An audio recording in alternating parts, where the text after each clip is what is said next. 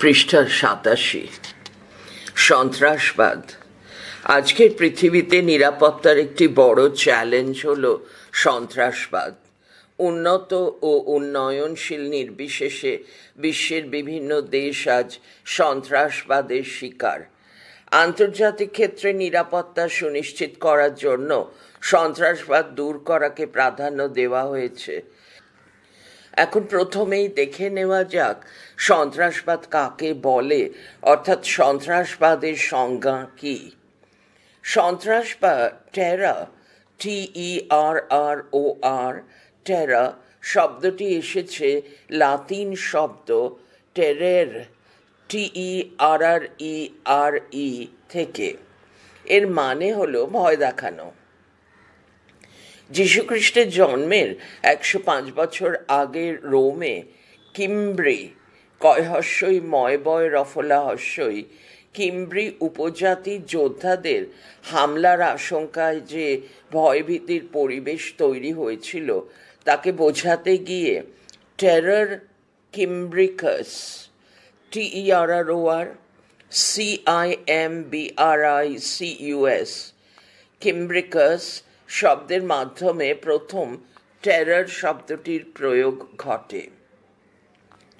সাধারণভাবে সন্ত্রাসবাদ বলতে বোঝায় হিংসার প্রয়োগ বা হিংসা প্রয়োগের হুমকির মধ্য দিয়ে মানুষের মনে ভীতি বা ত্রাসের সঞ্চার করার পদ্ধতি।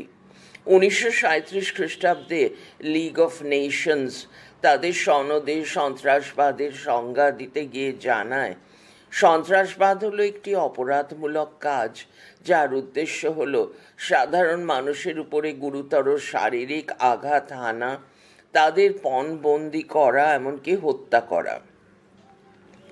মার্কিন চিন্তাবিদ নোম চমস্কির মতে সন্ত্রাসবাদ এমন এক ধরনের জঙ্গি মতবাদ যার পিছনে কোনো রাজনৈতিক উদ্দেশ্য থাকে বা ধর্মীয় লক্ষ্য পূরণের আকাঙ্ক্ষা থাকে। এই লক্ষ্য পূরণের জন্য যখন পরিকল্পিতভাবে হিংসা প্রয়োগ করা হয় বা হিংসা প্রয়োগের হুমকি দেওয়া হয় তাকে সন্ত্রাসবাদ আখ্যা দেওয়া যেতে পারে। সন্ত্রাসবাদের কিছু বৈশিষ্ট্য রয়েছে। এর মধ্যে বিশেষভাবে উল্লেখ করার মতো বৈশিষ্ট্যগুলি হল পৃষ্ঠা 88। রাজনৈতিক কৌশল। সন্ত্রাসবাদীরা একটি রাজনৈতিক কৌশল হিসেবে একে ব্যবহার করে থাকে। 2. ষড়যন্ত্র বা চক্রান্ত। সন্ত্রাসবাদীরা সন্ত্রাস চালানোর আগে ষড়যন্ত্র বা চক্রান্তের পরিকল্পনা বা ছক তৈরি করে নেয়। 3. সাংগঠনিক কাঠামো। সন্ত্রাসবাদের সঙ্গে জড়িত গোষ্ঠীগুলির একটি সাংগঠনিক কাঠামো থাকে। এই সাংগঠনিক কাঠামোটি উপর থেকে নিচে পর্যন্ত ছড়িয়ে থাকে। সবার উপরে কিছু নেতা বা একজন শীর্ষস্থানীয় নেতা থাকে। তার আদেশ বা নির্দেশ নিচু স্তরের সন্ত্রাসবাদী কর্মীরা অন্ধের মতো অনুসরণ করে। 4. শীর্ষ নেতৃত্বের নিয়ন্ত্রণ। সন্ত্রাসবাদের শীর্ষ নেতারা সংগঠনে 3 ধরনের নিয়ন্ত্রণ কায়েম করেন: কৌশলগত নিয়ন্ত্রণ, কার্যগত নিয়ন্ত্রণ, পরিকল্পনাগত নিয়ন্ত্রণ। কৌশলগত নিয়ন্ত্রণে সংগঠনের কি লক্ষ্য তা ঠিক করে দেওয়া হয়। কার্যগত নিয়ন্ত্রণে সেই লক্ষ্য পূরণের অনুসারে বাস্তবে কাজ হচ্ছে কি না তা দেখা হয়। আর পরিকল্পনাগত নিয়ন্ত্রণে সংগঠনের দৈনন্দিন কাজের উপরে নজরদারি রাখা হয়। 5. আতঙ্ক তৈরি। সন্ত্রাসবাদ শুধু যে হিংসাত্মক কাজকর্ম করে লক্ষ্য পূরণ করে তাই নয়, তারা হিংসাত্মক কাজ করার হুমকি দিয়ে একটা ভয় বা আতঙ্কের পরিবেশ সৃষ্টি করে। সরকারের উপর চাপ সৃষ্টি। সন্ত্রাসবাদ সহিংস সন্ত্রাস চালিয়ে সরকারের উপর চাপ তৈরি করে তাদের দাবি পূরণের চেষ্টা করে। 7. নিরাপত্তাহীনতার পরিবেশ। সন্ত্রাসবাদ এক ভয়াবহ নিরাপত্তাহীনতার পরিবেশ তৈরি করে সবার মনের মধ্যে নিরাপত্তার অভাব বোধের সঞ্চার করে। অর্থাৎ সবাই মনে করে এই পরিবেশ আদৌ নিরাপদ নয়, এখানে বেঁচে থাকা মুশকিল ইত্যাদি। 8. আর্থসামাজিক প্রেক্ষাপট। সন্ত্রাসবাদ আকাশ থেকে পড়ে না, তা মাটি থেকেই জন্মায়। সন্ত্রাসবাদের একটা আর্থসামাজিক প্রেক্ষাপট থাকে। অনেক সময় দীর্ঘদিনের কোনো দাবি পূরণ না হওয়ার যে ক্ষোভ বা বঞ্চনা তৈরি হয়, তার থেকে সন্ত্রাসবাদ দেখা দেয়। শ্রীলঙ্কায় এলটিটিইর তামিল জঙ্গিদের উত্থানের পিছনে মূল কারণ ছিল দীর্ঘদিনের পুঞ্জীভূত অর্থনৈতিক ও সামাজিক বঞ্চনা। 9. অপরাধ জগতের সঙ্গে ঘনিষ্ঠতা। সন্ত্রাসবাদ সবসময় অপরাধ জগতের সঙ্গে ঘনিষ্ঠতা রেখে চলে। এভাবে মাদক চোরাচালান, অস্ত্র চোরাচালানের সঙ্গে সন্ত্রাসবাদের অশুভ আঁতাত গড়ে ওঠে। 10. জিহাদ। রস্বই হাইফেন বর্গীয় জয় হস্যই হয়াকার দ। জিহাদ আধুনিক বিজ্ঞান ও প্রযুক্তিকে কাজে লাগিয়ে সন্ত্রাসবাদ জিহাদ চালিয়ে যায়। ইন্টারনেটের মাধ্যমে আদর্শ প্রচার, সদস্য সংগ্রহ, সাংগঠনিক পরিকল্পনা, অর্থ সংগ্রহ, এমনকি ট্রেনিংও করে থাকে। এক সাম্প্রতিক পরিসংখ্যানে দেখা যাচ্ছে 2006 খ্রিস্টাব্দে 4,800-র বেশি ওয়েবসাইট সন্ত্রাসবাদী গোষ্ঠীগুলিকে তাদের পরিষেবা দিয়েছে। সন্ত্রাসবাদের প্রকৃতি বিশ্লেষণ করে তাকে কতগুলি শ্রেণীতে ভাগ করা হয়েছে। এগুলি হলো: 1. জাতি বা গোষ্ঠীগত সন্ত্রাসবাদ। একটি রাষ্ট্রের ভিতরে এ ধরনের জাতিগত বা গোষ্ঠীগত সন্ত্রাসবাদ গজিয়ে উঠতে দেখা যায়। তারা অনেক সময় রাষ্ট্রের ভিতরে বসবাসকারী নিজেদের জাতি বা গোষ্ঠীকে নিয়ে আলাদা একটি রাষ্ট্র প্রতিষ্ঠা করার স্বপ্ন দেখে। এভাবে কাশ্মীরে একসময় জঙ্গি গোষ্ঠীগুলি আজাদ কাশ্মীর গঠন করতে চেয়ে সন্ত্রাসবাদ কায়েম করেছিল। 2. ধর্মীয় সন্ত্রাসবাদ। ধর্মীয় সন্ত্রাসবাদ একটি সংকীর্ণ মৌলবাদী আদর্শে চালিত হয়। এই সন্ত্রাসবাদ মনে করে অন্য সব ধরনের মানুষ তাদের শত্রু। তারা ধর্মীয় সন্ত্রাসবাদের মাধ্যমে পৃথিবীতে নিজেদের ধর্মের একক আধিপত্য প্রতিষ্ঠা করতে চায়। 3. সাইবার সন্ত্রাসবাদ। সাইবার সন্ত্রাসবাদের জন্ম একেবারে সাম্প্রতিক কালে। তথ্য ও যোগাযোগ প্রযুক্তিকে, বিশেষ করে ইন্টারনেটকে কাজে লাগিয়ে সাইবার সন্ত্রাসের হুমকি দেওয়া হয়। ব্যাংকের লেনদেন, বিশেষ করে গ্রাহকদের অ্যাকাউন্ট থেকে টাকা তুলে নেওয়া, নেটওয়ার্ক হ্যাক করা, কম্পিউটার নেটওয়ার্কগুলিকে স্তব্ধ করে দেওয়া প্রভৃতি সাইবার সন্ত্রাসবাদের মধ্যে পড়ে। সাইবার অপরাধীরা বেশিরভাগই সন্ত্রাসবাদী কার্যকলাপের সঙ্গে জড়িত থাকে। এজন্য তারা তাদের আলাদা একটি নেটওয়ার্ক গড়ে তোলার চেষ্টা করে। 4. জৈব সন্ত্রাসবাদ। জৈব বা রাসায়নিক অস্ত্র ব্যবহারের মাধ্যমে জৈব সন্ত্রাসবাদ চালানো হয়। এর ফলে বহু মানুষের জীবনে বিপর্যয় নেমে আসে। সিরিয়াতে এভাবে একসময় সন্ত্রাসবাদীরা সারিন দন্তের সয়াকার পয়শূন্য রয় হর্ষই দন্তের ন সারিন গ্যাস ব্যবহার করে বহু মানুষের জীবন বিপন্ন করে তুলেছিল। জাপানে এভাবে 1995 খ্রিস্টাব্দে টোকিও পাতাল রেলে এই ধরনের গ্যাস ব্যবহার করে সন্ত্রাস চালানো হয়। 5. পারমাণবিক সন্ত্রাসবাদ। এ হলো সন্ত্রাসবাদের সবচেয়ে ধ্বংসাত্মক পারমাণবিক অস্ত্রের বিস্ফোরণ। পারমাণবিক প্লান্টে হামলা এর মধ্যে পড়ে। 6. রাষ্ট্রীয় সন্ত্রাসবাদ। রাষ্ট্রীয় সন্ত্রাসবাদ রাষ্ট্রের পৃষ্ঠপোষকতায় চালানো হয়। অনেক সময় তা প্রকাশ্যে বা গোপনে দুইই হতে পারে। ব্রাজিল 1964 থেকে 85, চিলি 1973 থেকে 90 এবং আর্জেন্টিনার 1976 থেকে 83 সামরিক স্বৈর দন্তের শয়বাফলা ঐকার বয়শূন্য র স্বৈর শাসকরা দেশের ভিতরে তাদের বিরোধী জনগোষ্ঠীর লোকেদের উপরে এ ধরনের রাষ্ট্রীয় সন্ত্রাস চালিয়ে গেছে। 7. মাদক সন্ত্রাসবাদ।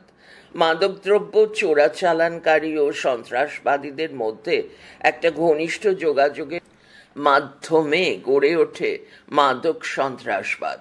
সন্ত্রাসবাদীরা মাদক চোরাচালান করে তাদের আর্থিক শক্তি সঞ্চয় করে থাকে।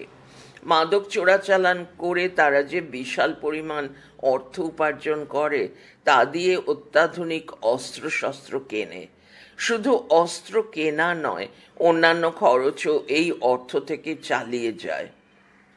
অভিবাসন, হস্যই বয়াকার দন্তেস্ব দন্তের ন। অভিবাসন, সাধারণভাবে অভিবাসন বলতে মানুষের এক জায়গা থেকে অন্য জায়গায় চলে গিয়ে বসবাস করাকে বোঝায়। এনসাইক্লোপিডিয়া ব্রিটানিকায় বলা হয়েছে, কোনো ব্যক্তি বা গোষ্ঠীর বসবাসের স্থায়ী বা অস্থায়ী পরিবর্তন হল অভিবাসন। পৃষ্ঠা 89। অভিবাসন স্থায়ী বা অস্থায়ী দুরকমই হতে পারে। স্থায়ী অভিবাসনের অভিবাসীরা বিদেশে স্থায়ী বাসস্থান গড়ে তোলার চেষ্টা করেন, সেই সঙ্গে সেখানকার নাগরিকত্ব পাওয়ার জন্য চেষ্টায় থাকেন। অন্যদিকে অস্থায়ী অভিবাসনের অভিবাসীদের মধ্যে এসব কিছু দেখা যায় না। তারা যে কাজের জন্য স্থায়ীভাবে বিদেশে বসবাস করেন সে কাজ মিটে গেলে আবার নিজের দেশে ফিরে আসেন। অভিবাসনের প্রকারভেদ। অভিবাসন একরকমের হয় না, তার কতগুলি ভাগ রয়েছে। এর মধ্যে উল্লেখযোগ্য হল 1. অভ্যন্তরীণ অভিবাসন। অভ্যন্তরীণ অভিবাসন বলতে দেশের ভিতরে এক জায়গা থেকে অন্য জায়গায় বসবাসকে বোঝায়। অভ্যন্তরীণ অভিবাসন দেশের গণ্ডির মধ্যে সীমিত। যেমন গ্রাম ছেড়ে উন্নত জীবন ও জীবিকার খোঁজে মানুষ যখন শহরে বসবাস করে তাকে অভ্যন্তরীণ অভিবাসন বলা যেতে পারে। গ্রাম ছেড়ে শহরে চলে আসার এই প্রবণতাকে নগরায়নের একটি নতুন প্রবণতা বলে মনে করা হয়। জাতিপুঞ্জের পরিসংখ্যান অনুসারে বর্তমানে পৃথিবীর অর্ধেকের বেশি জনসংখ্যা শহর এলাকায় বসবাস করে। 2. বাহ্যিক অভিবাসন। দেশের সীমানার বাইরে অন্য দেশে বসবাসের অভিবাসনকে বাহ্যিক অভিবাসন বলা হয়। একে আন্তর্জাতিক অভিবাসন বলা হয়ে থাকে। এই ধরনের অভিবাসনের ক্ষেত্রে দেখা যাচ্ছে বেশিরভাগ মানুষ উন্নত জীবন জীবিকার খোঁজে উন্নত দেশটি বেছে নিয়েছেন। এজন্য মার্কিন যুক্তরাষ্ট্র, অস্ট্রেলিয়া, জাপান, নিউজিল্যান্ড ও ইউরোপের দেশগুলিতে অভিবাসীদের সংখ্যা সবচেয়ে বেশি। 3. স্বেচ্ছা, দন্তে শয়বফলা একার ছয় ছয় আকার, স্বেচ্ছা অভিবাসন। এ ধরনের অভিবাসনে দেখা যায় অভিবাসীরা নিজেদের স্ব ইচ্ছায় উন্নত জীবনযাপনের উদ্দেশ্যে দেশ ছেড়ে দিয়ে বাইরের দেশে বসবাস করেছেন। এদের মধ্যে বেশিরভাগ ব্যক্তি দেশে ফিরতে চান না। 4. অস্বেচ্ছাকৃত অভিবাসন। অস্বেচ্ছাকৃত অভিবাসন বলতে সেই অভিবাসনকে বোঝায় যেখানে মানুষ নিজের ইচ্ছায় অভিবাসন নেয় না, অভিবাসন নিতে বাধ্য হয়। একে আবার রাজনৈতিক অভিবাসনও বলা হয়। প্রাকৃতিক দুর্যোগ বা রাজনৈতিক সংকটের কারণে নিজের বাসস্থান ছেড়ে অন্যত্র চলে যেতে বাধ্য হওয়ার মতো ঘটনাকে অস্বেচ্ছাকৃত অভিবাসন বলে আখ্যা দেওয়া যেতে পারে। জাতিপুঞ্জের রিফিউজি এজেন্সির 21শে জুন 2024 পরিসংখ্যানে উল্লেখ করা হয়েছে, শুধু গোষ্ঠী সংঘর্ষ ও সহিংসার কারণে নিজেদের বাসস্থান ছাড়তে বাধ্য হয়েছেন 122.6 মিলিয়ন মানুষ। এদের মধ্যে আফ্রিকার দেশ সুদানে বাস্তুচ্যুত হয়েছেন 9.1 মিলিয়ন মানুষ।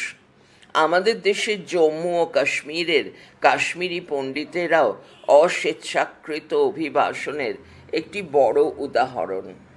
5. পরিবেশগত অভিবাসন। পরিবেশের বিপর্যয়ের কারণে যে অভিবাসন ঘটে তাকে পরিবেশগত অভিবাসন হিসেবে অভিহিত করা হয়। খরা, বন্যা, ভূমিকম্প, সুনামি, ঘূর্ণিঝড়, দাবানল ইত্যাদি প্রাকৃতিক বিপর্যয়ের কারণে বাসস্থান ছেড়ে অন্যত্র চলে যেতে বাধ্য হওয়া মানুষ পরিবেশগত অভিবাসনের প্রকৃষ্ট উদাহরণ। সাম্প্রতিক সময়ে মার্কিন যুক্তরাষ্ট্রের ক্যালিফোর্নিয়ার লস অ্যাঞ্জেলেসে দাবানলের কারণে বহু মানুষ বাড়িঘর ছেড়ে চলে যেতে বাধ্য হয়েছেন। 2025-এর 14 জানুয়ারি লস অ্যাঞ্জেলেসের county sheriff Robert Luna, Luna জানান, প্রায় 92,000 লোককে বাধ্যতামূলক স্থানান্তর করা হয়েছে। 8. উন্নয়নজনিত অভিবাসন। পৃথিবীর বহু দেশে উন্নয়ন প্রকল্পগুলি যেমন নদী, বাঁধ প্রকল্প, হাইওয়ে, কলকারখানা ইত্যাদি রূপায়ণের জন্য জমি অধিগ্রহণ করার ফলে বহু মানুষকে নিজেদের বসতবাটি ছেড়ে অন্যত্র চলে যেতে হয়েছে।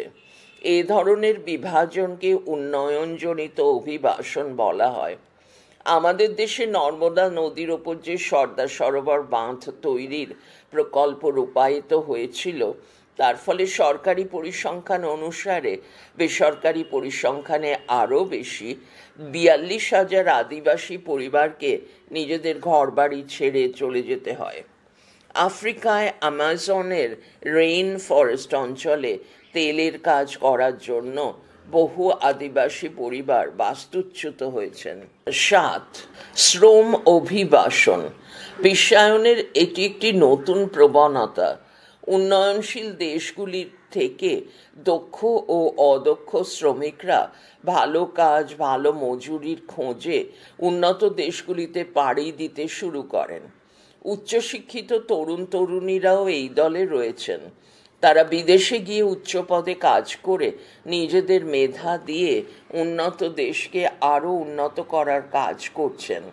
এভাবে উন্নত দেশগুলিতে মেধা চলে যাওয়ায় উন্নয়নশীল দেশগুলিতে দক্ষ মানব সম্পদের অভাব দেখা দিতে শুরু করেছে। অনেকে একে আন্তর্জাতিক অসাম্য বলে আখ্যা দিতে চেয়েছেন, কিন্তু এটা অস্বীকার করার উপায় নেই। এখনো পর্যন্ত উন্নত দেশগুলির উন্নত কাজের পরিবেশ, উন্নত কাজের সম্ভাবনা, উন্নত গবেষণাধর্মী কাজকর্ম ইত্যাদির সঙ্গে পাল্লা দিয়ে পেরে উঠছে না উন্নয়নশীল দেশগুলি। কাজেই শ্রমিক অভিবাসন, বিশেষ করে দক্ষ শ্রম অভিবাসনকে আজকের বিশ্বায়িত দুনিয়ায় বাস্তবতা বলে মেনে নেওয়া ছাড়া উপায় নেই। অভিবাসনের প্রভাব। অভিবাসন বা মাইগ্রেশনের প্রভাব আজকের দুনিয়ায় আন্তর্জাতিক ক্ষেত্রে বিভিন্ন দিক থেকে লক্ষ্য করা যায়। এর মধ্যে যে দিকগুলি বিশেষভাবে উল্লেখ করার মতো সেগুলি হলো: 1. সদর্থক প্রভাব। অভিবাসনের ফলে আন্তর্জাতিক ক্ষেত্রে দক্ষ ও অদক্ষ শ্রমিকদের শ্রমবাজারে সম্প্রসারণ ঘটেছে। এর প্রভাবে বিশ্ব অর্থনীতি আগের তুলনায় অনেক সমৃদ্ধ হয়েছে। 2. সাংস্কৃতিক বৈচিত্র্য। অভিবাসনের কারণে বিভিন্ন দেশের শ্রমিকরা মিলেমিশে যে সাংস্কৃতিক বৈচিত্র্য সৃষ্টি করে তা অত্যন্ত তাৎপর্যপূর্ণ।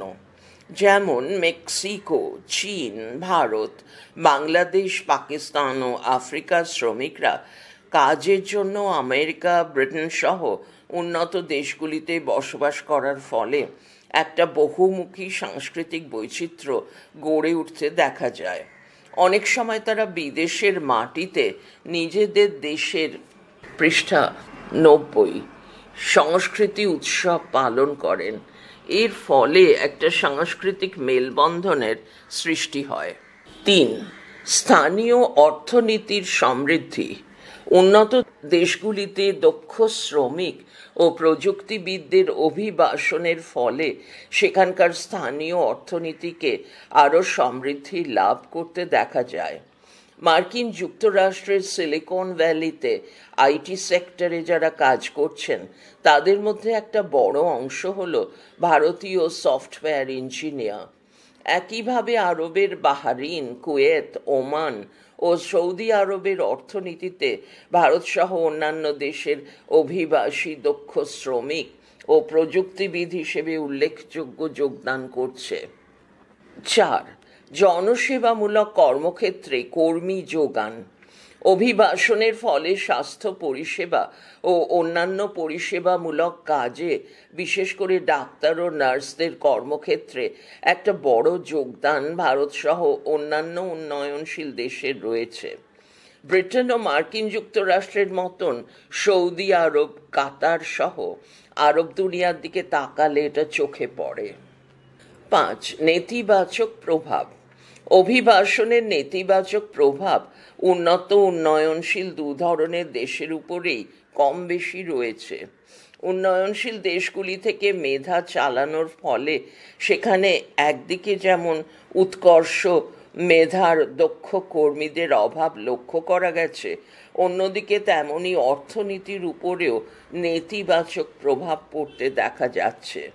উন্নয়নশীল দেশগুলিতে গ্রাম থেকে শহরের অভিবাসনের ফলে শহরের বস্তি এলাকাগুলিতে জনসংখ্যা যেমন আগের চেয়ে অনেক গুণ বেড়ে গেছে, অন্যদিকে তেমনি জনসংখ্যার চাপে পরিবেশ দূষণও বেড়েছে। এছাড়া অভিবাসনের সবচেয়ে বড় নেতিবাচক দিক হল উন্নয়নশীল দেশগুলি থেকে উন্নত দেশগুলিতে ভিড় জমানো অবৈধ অভিবাসীদের কাছে অভিবাসন বা মাইগ্রেশনের বৈধ কাগজপত্র নেই। এরা এজেন্টদের মাধ্যমে ঘুরপথে সীমান্ত পেরিয়ে ঢুকে পড়ে। এ ধরনের অভিবাসীদের সংখ্যা সবচেয়ে বেশি মার্কিন যুক্তরাষ্ট্রে, প্রায় 11 মিলিয়নেরও বেশি। দারিদ্র্য। যখন কোনো ব্যক্তি বা সম্প্রদায় তাদের খাদ্য, বস্ত্র, বাসস্থান, স্বাস্থ্য, শিক্ষার মতন মৌলিক চাহিদাগুলি মেটাতে অক্ষম থাকে, তখন সেই অবস্থাকে দারিদ্র্য বলে অভিহিত করা হয়।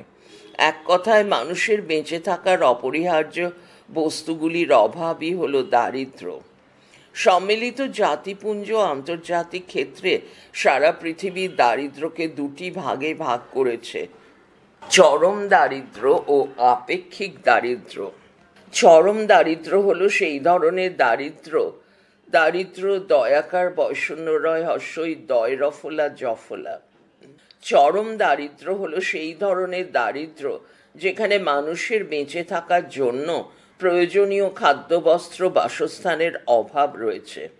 বিশ্ব ব্যাংকের পরিসংখ্যান সেপ্টেম্বর 2022 অনুসারে বর্তমানে সারা বিশ্বের 700 মিলিয়নেরও বেশি মানুষ চরম দারিদ্র্যের মধ্যে দিন কাটাচ্ছেন। এদের মধ্যে বেশিরভাগই হলেন সাব সাহারান আফ্রিকায় ও যুদ্ধ কবলিত দেশগুলির, বাকিরা এশিয়া ও লাতিন আমেরিকার। আপেক্ষিক দারিদ্র্য। আপেক্ষিক দারিদ্র্য বলতে সেই ধরনের দারিদ্র্যকে বোঝায় যেখানে মানুষের জীবনযাপনের জন্য খাদ্য, বস্ত্র, বাসস্থানের যোগান রয়েছে, কিন্তু আশেপাশের লোকেদের তুলনায় রোজগার অনেকটা কম। অনেকেই এই কারণে আপেক্ষিক দারিদ্র্যকে আয় বৈষম্য বা বঞ্চনার দারিদ্র্য বলতে চেয়েছেন। মার্কিন যুক্তরাষ্ট্র, ইউরোপিয়ান ইউনিয়ন সহ পৃথিবীর শিল্পোন্নত দেশগুলিতে এই ধরনের দারিদ্র্য দেখা যায়। আজকের পৃথিবীতে নিরাপত্তার পক্ষে দারিদ্র্যকে মস্ত বড় চ্যালেঞ্জ বলে মনে করা হয়। একদিকে শিল্পোন্নত বা উন্নয়নশীল দেশগুলির চরম দারিদ্র্য এবং অন্যদিকে উন্নত দেশগুলির আপেক্ষিক দারিদ্র্য। চরম দারিদ্র্যের সঙ্গে ক্ষুধার সম্পর্ক জড়িয়ে আছে। চরম দারিদ্র্য মানে খাদ্যের প্রয়োজনীয় সংস্থানটুকুও নেই, কাজেই সেখানে নিত্য সঙ্গী হিসেবে ক্ষুধা থাকবেই। জাতিপুঞ্জের খাদ্য ও কৃষি সংস্থা ক্ষুধাকে খাদ্য বঞ্চনা বা অপুষ্টির পরিস্থিতি বলে আখ্যা দিয়েছে। গ্লোবাল হাঙ্গার ইন্ডেক্স 2023 থেকে 24 অনুসারে বর্তমান পৃথিবীতে 59টি দেশে 281.6 মিলিয়ন মানুষ তীব্র খাদ্য নিরাপত্তাহীনতার মধ্যে দিন কাটাচ্ছেন। এর মধ্যে Somalia, Yemen, Chad, Madagascar, Burundi ও দক্ষিণ সুদান সহ 6টি দেশের ক্ষুধা সূচক অত্যন্ত উদ্বেগজনক। বৈশ্বিক দারিদ্র্য আজকের পৃথিবীর নিরাপত্তার বড় চ্যালেঞ্জ। এই অবস্থায় বিশেষজ্ঞদের বক্তব্য হল, আগামী 50 বছরে পৃথিবীতে গরিব দেশগুলির জনসংখ্যা 3 গুণেরও বেশি বাড়তে পারে। অন্যদিকে ধনী দেশগুলিতে জনসংখ্যা বৃদ্ধির হার কমতে থাকবে। এতে ধনী দেশগুলি আরো ধনী হবে এবং গরিব দেশগুলি আরো গরিব হবে। ধনী ও গরিব দেশগুলির এই অসাম্য উত্তর বন্ধনীর মধ্যে উন্নত এবং দক্ষিণের স্বল্পোন্নত বা উন্নয়নশীল দেশগুলির মধ্যে একটা ব্যবধান তৈরি করে দিয়েছে। এটা দেখা গেছে আফ্রিকা ও সাবসাহারা অঞ্চলের দেশগুলি গোষ্ঠী সংঘর্ষ ও যুদ্ধ বিগ্রহে বিধ্বস্ত হওয়ার ফলে নিজেদের অর্থনীতির বিকাশ করতে পারেনি। দারিদ্র্যের দুষ্ট চক্রে এসব দেশে রোজগারের সম্ভাবনা নিতান্তই কম। যেহেতু আয় কম, তাই সঞ্চয় ও বিনিয়োগও কম। আর বিনিয়োগ যেখানে কম, সেখানে উৎপাদনও কম। আবার উৎপাদন যেখানে কম, সেখানে আয়ের স্তরও কম। এভাবে দারিদ্র্যের দুষ্ট চক্র চলতেই থাকে। দারিদ্র্য আজকের পৃথিবীতে নিরাপত্তার ক্ষেত্রে একটি প্রধান সমস্যা। এই জন্য উন্নত বিশ্বের দেশগুলিকে যেমন এগিয়ে আসতে হবে, তেমনি স্বল্পোন্নত বা উন্নয়নশীল দেশগুলিকে দারিদ্র্য দূরীকরণে আরও কার্যকরী ব্যবস্থা নিতে হবে। জাতিপুঞ্জ সারা পৃথিবীতে দারিদ্র্য মুক্তির জন্য 2030-এর সময়সীমা নির্ধারিত করেছে।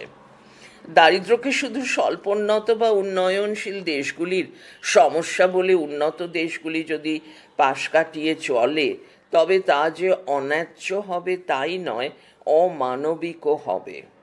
তাছাড়া আজকের বিস্তারিত পৃথিবীতে তা চরম অসামঞ্জস্যপূর্ণ।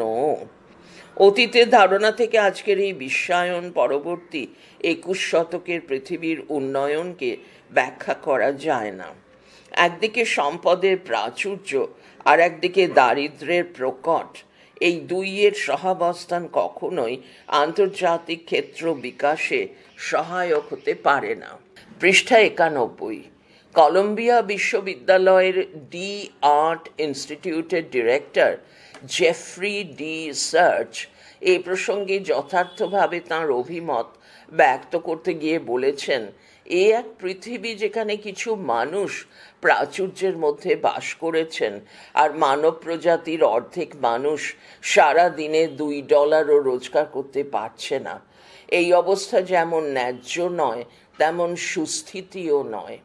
বন্ধনীর শুরু doctor Jeffrey JEFFREY D Sachs SSCHS, The End of Poverty, page 336, বন্ধনী শেষ।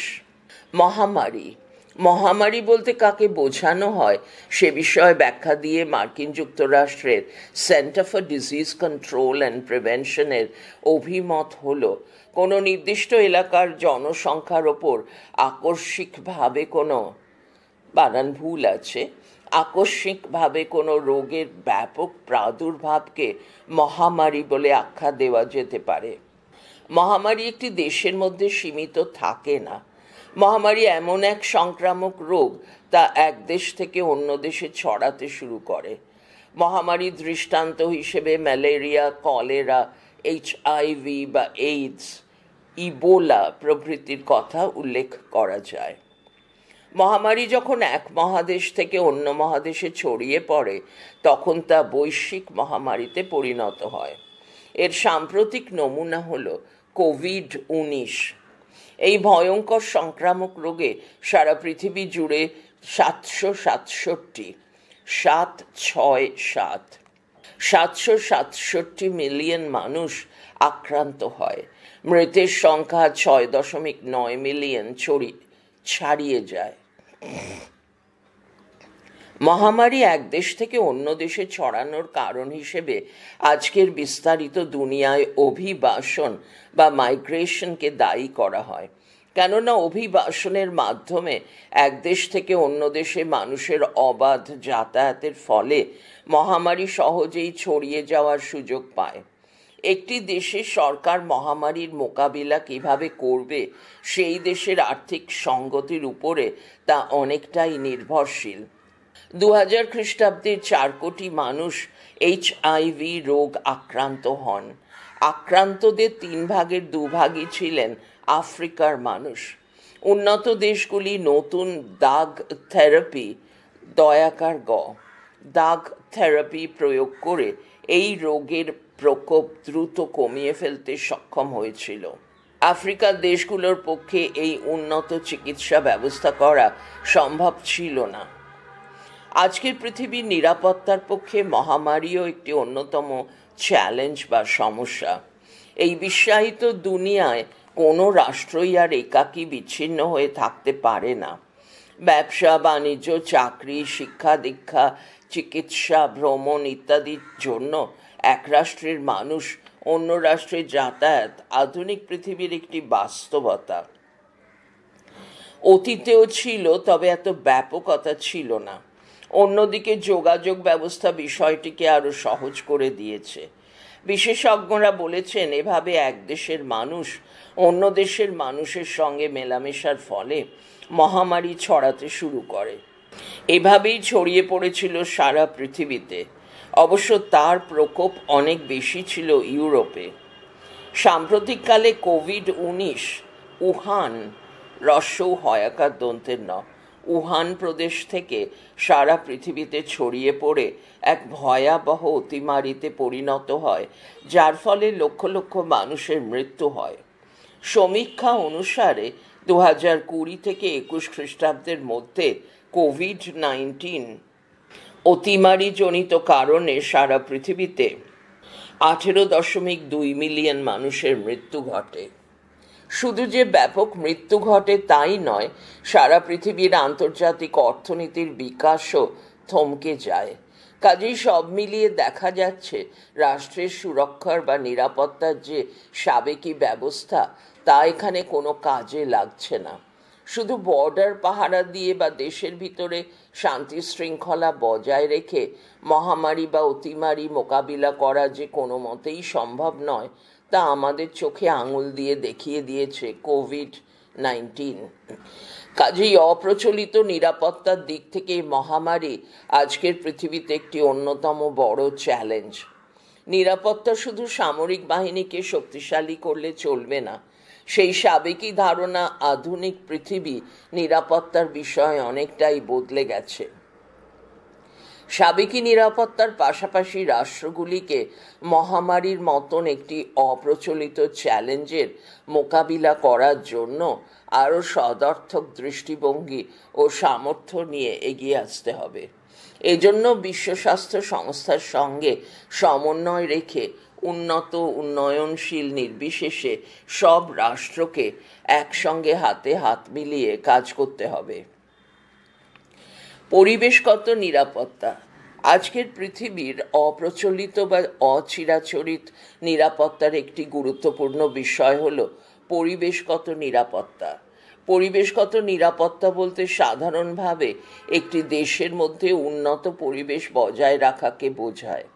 বিশেষজ্ঞরা বলেছেন পরিবেশগত নিরাপত্তা হলো এমন এক সুস্থ পরিবেশের নিশ্চয়তা যা ব্যক্তি, সম্প্রদায় ও জাতির জীবনকে সুরক্ষিত রাখে।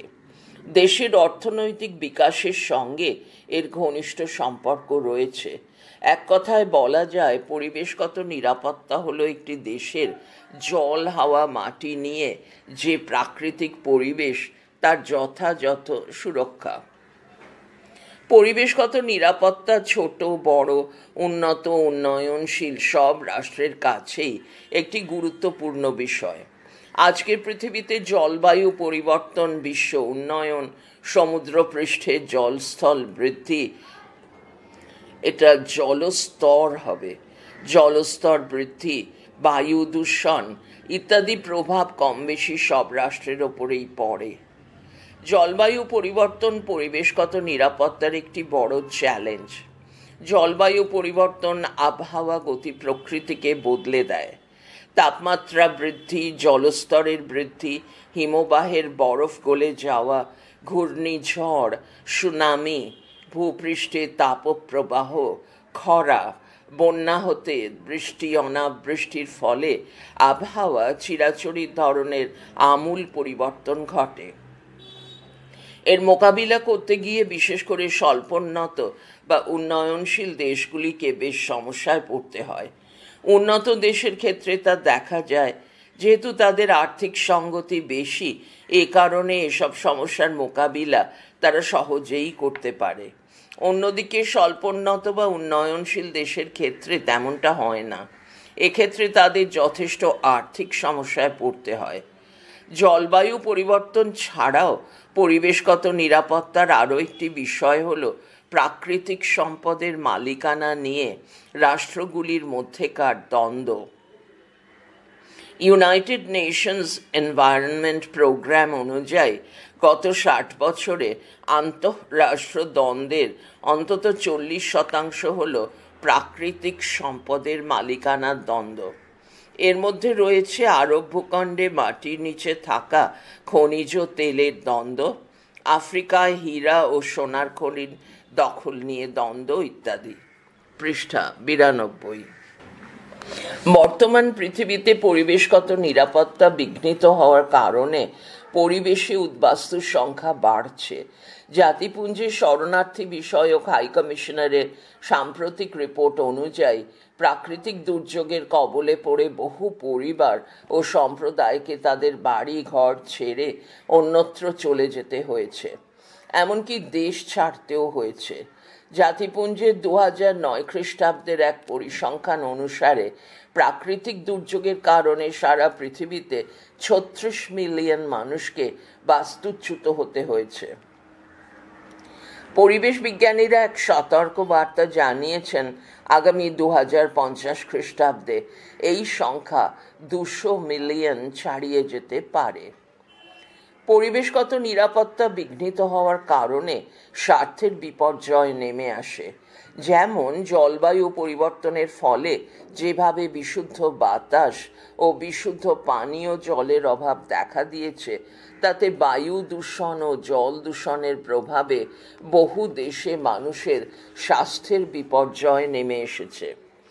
বিশ্ব স্বাস্থ্য সংস্থার মতে এমন চলতে থাকলে আগামী 2030 থেকে 2050 খ্রিস্টাব্দের মধ্যে প্রতি বছর অন্তত 2,50,000 মানুষের মৃত্যু ঘটতে পারে।